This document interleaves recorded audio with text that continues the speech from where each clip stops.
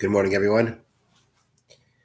Today's learning is dedicated by Robert Gould in memory of his father, Chaim Dov and Moshe Meir, by Alan Sirocco in memory of his mother, Bat Ami Bas Yosef. I shall dedicate today's learning in memory of my mother, Mrs. Shalamas Rabinowitz, Shalamas Bas Rabbi Yaakov Eliezer. So we are in Mishna Harah, Perek Beis, Chapter 2.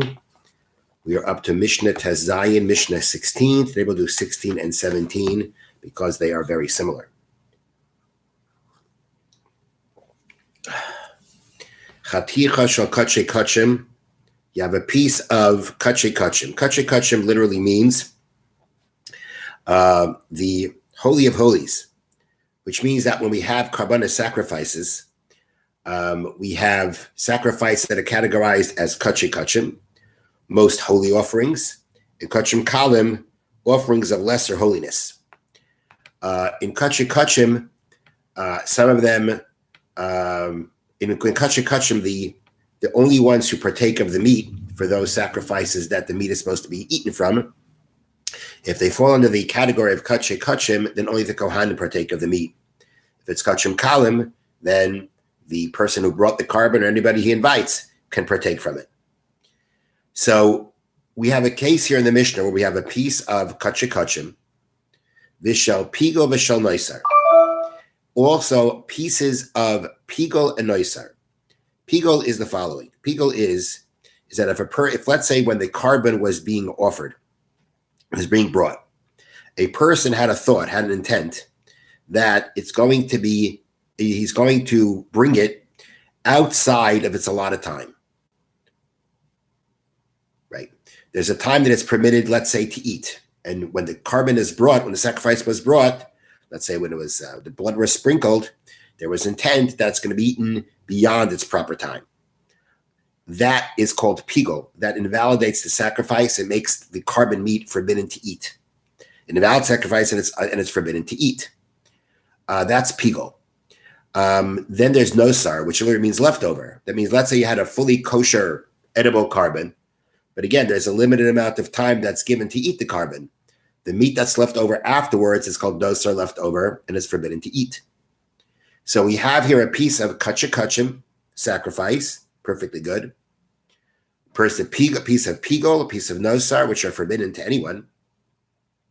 They got cooked together with regular pieces of meat.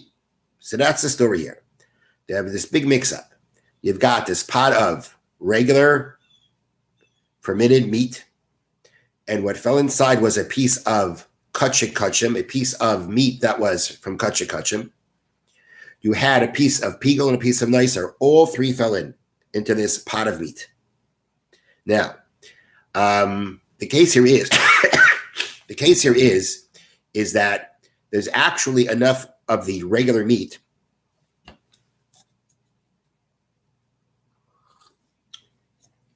to nullify everything here.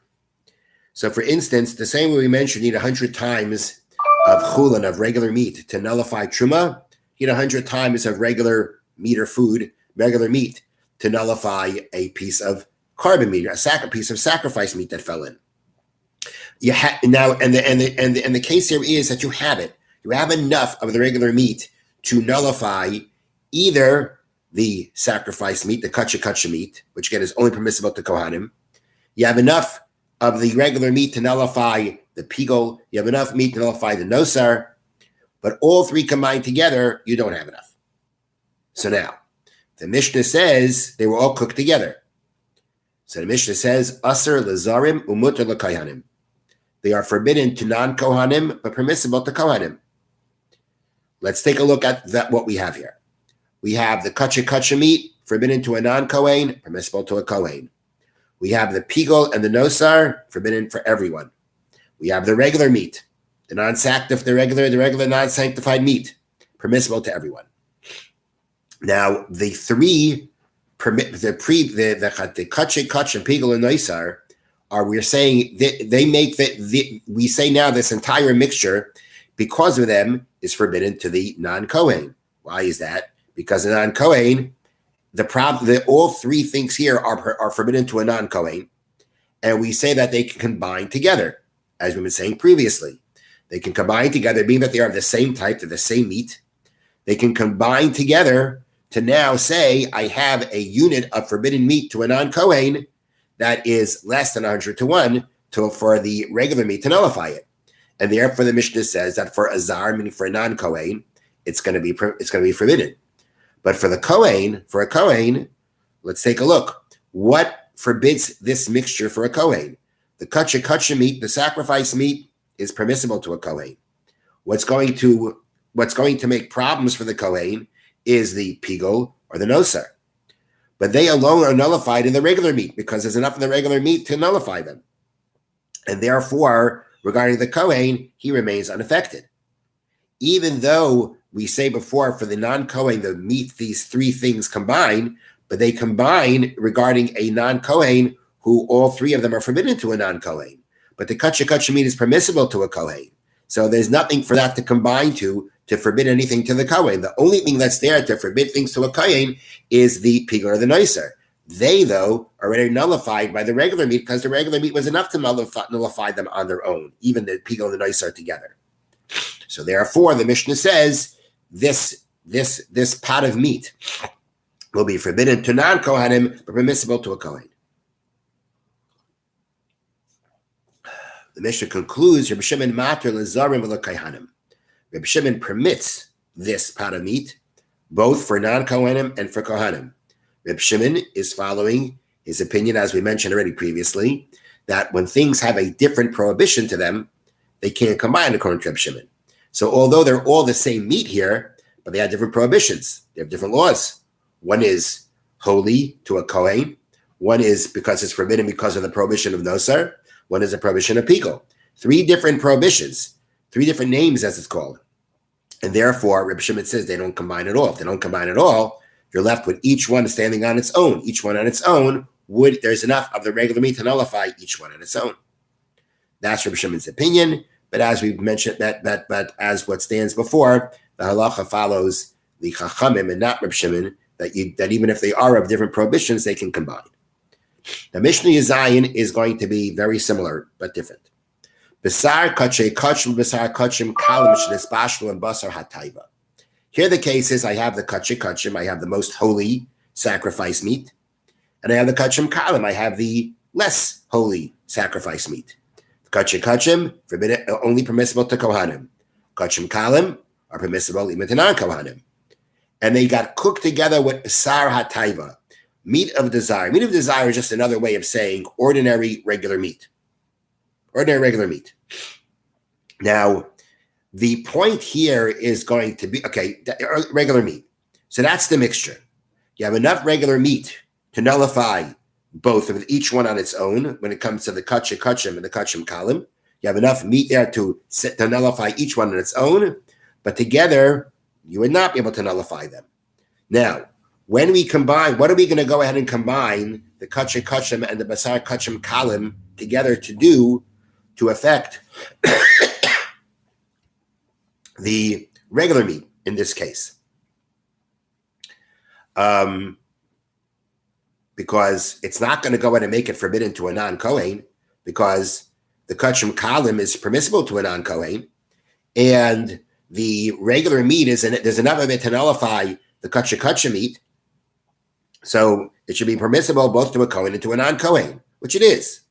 But the Mishnah says, Asar latameim umutar latahirim. This meat will now be forbidden to people who are impure and permissible to people who are pure.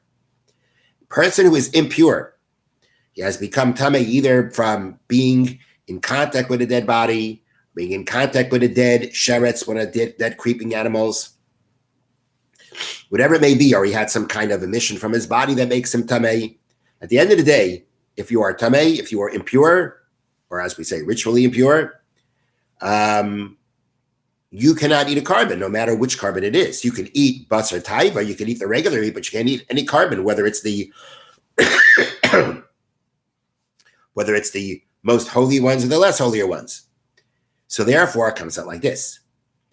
The basar taiva, which there is enough of it to nullify each one on its own, is permissible to a person who is impure.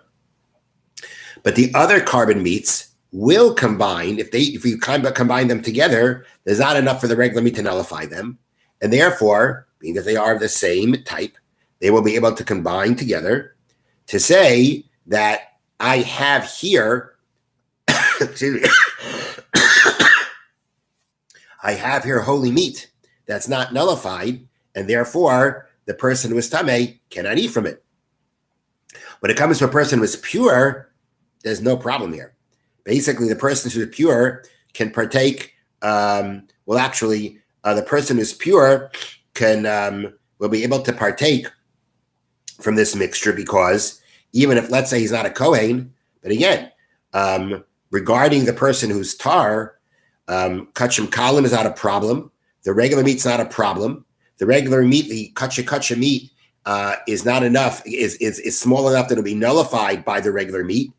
And therefore, for a person who is tar, there's no problem. And that's why the Mishnah says, because for the tar person, the kacha meat, which may not be permissible to him if he's not a Kohen, would be nullified in the regular meat, because there is enough to nullify, as we said, each one on its own. Only in combination, there's enough to nullify them. But that's only going to affect, in our case, a person who's tamei.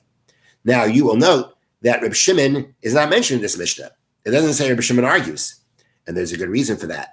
Because if you recall, we had previously that even according to Reb Shimon, if you have, let's say, Truma and Trumas Meiser and Chala and Bikurim, that they fell into something altogether, even according to Reb Shimon, they can combine, because they all share a common name. They're all called Truma. And that's enough for Reb Shimon to say, oh, they have a common name, they're all called Truma, they can combine. Well, if we're talking about meat of kachim and kachim kalim, they're both called kodesh. They're both called holy meat. So according to Reb Shimon, they share a common name. Since they share a common name, even Reb Shimon would say they can combine together.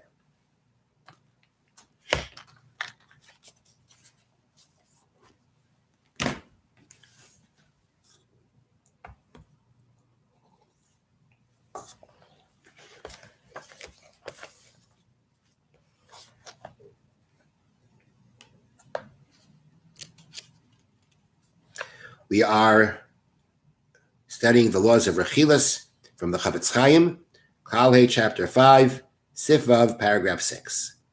There's another aspect of the laws of Rechilas that need to be explained.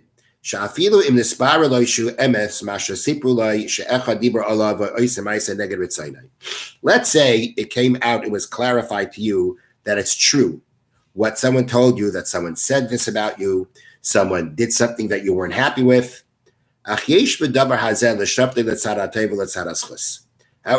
you could actually give the person the benefit of the doubt and actually judge what they did in a positive way, that not necessarily were they trying to hurt you. That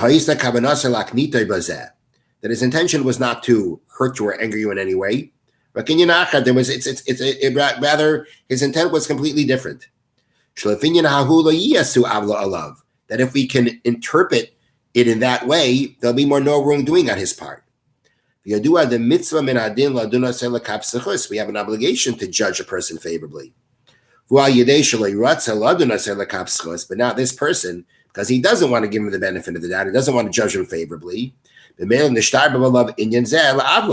it comes out that this matter is a wrongdoing in his regard, regarding what he said or did against him.